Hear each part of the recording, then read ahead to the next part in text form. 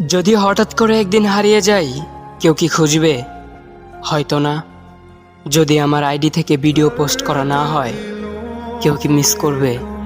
হয়তো না। ইনবক্সে মেসেজ আসবে কিন্তু সিন হবে না, রিপ্লাই পাবে না, পরে থাকবে ওইভাবেই। কেউ কেউ হয়তো অপেক্ষায় থাকবে, এই বুঝি আসলো অনলাইনে।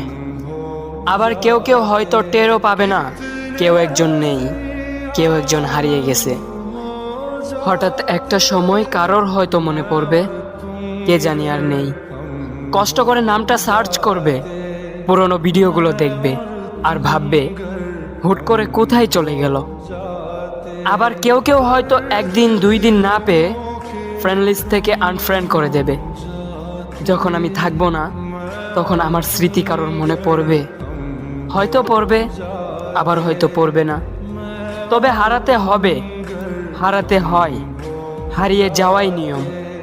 পার্থক্য একটাই, কেউ আয়োজন করে হারায় আর কেউ হুট করে হারায়। আমি না হয় হুট করেই হারিয়ে যাব।